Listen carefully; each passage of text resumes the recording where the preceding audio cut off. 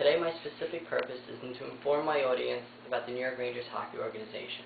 The New York Rangers hockey organization is rich in history and tradition while also reaching out to others. I'd first like to talk to you about the history of the New York Rangers. The New York Rangers were first called the New York Americans in 1925 and later became the New York Rangers in 1926. Due to financial difficulties within the league during World War II, they only had 6 teams. These 6 teams were called the original Six, and they were the Montreal Canadiens, Toronto Maple Leafs, the Detroit Red Wings, Boston Bruins, Chicago Blackhawks, and the New York Rangers. I would next like to talk to you about players who have established themselves within the franchise and have been honored by the New York Rangers organization by having their numbers retired. When a player's number gets retired, they get a ceremony where their jersey gets hung to the rafters, which is in Madison Square Garden where they play. These 3 players are Brian Leetch, Mike Richter, and Mark Messier. I'd first like to talk to you about Brian Leetch. Brian Leetch, who wore number 2 for the New York Rangers, was a defenseman, and he leads the franchise in assists. An assist is when you pass the puck to a player who scores a goal. It is a well-known stat around the league. He is also the first U.S.-born player to win the Conn Smythe Trophy. The Conn Smythe Trophy goes to the player who is the most outstanding during the playoffs. I would next like to talk to you about Mark Messier.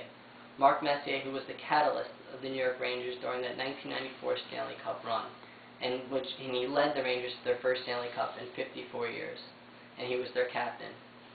I would next like to talk to you about Mike Richter.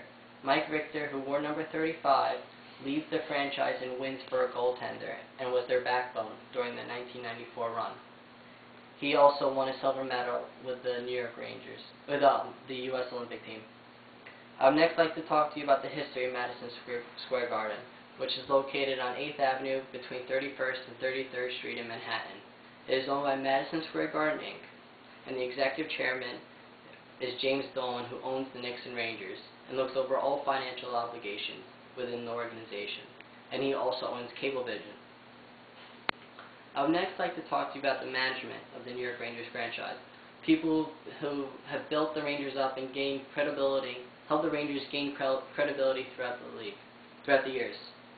One of these people are Lester Patrick. Lester Patrick was their first ever general manager in 1926 to 1946, and he led the Rangers to their first Stanley Cup in 1933. He is the first person ever to win a Stanley Cup as both a general manager and a coach. I would next like to talk to you about Glenn Sather, who is the present-day general manager since 2000. He has had past success with another NHL organization called the Edmonton Oilers, which is located in Canada. And he has won 4 Stanley Cups with that franchise, but he has yet to win anything with the Rangers, which is why many fans want him to be fired.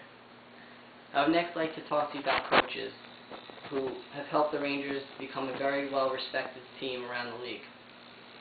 One of these people is Emile Francis, who was their first ever coach, and he was nicknamed the Cat. Next is Herb Brooks, who was their coach from 1981 to 1985, and we all know him from when he coached the U.S. Olympic team that beat Russia in the 1987 Lake Placid Olympics, also known as Miracle on Ice.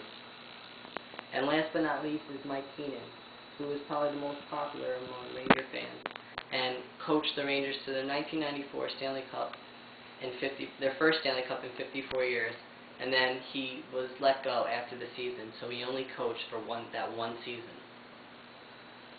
I would next like to talk to you about trophies that are well known around the league. These 3 trophies are the Stanley Cup, the Hart Memorial Trophy, and the Conn Smythe Trophy.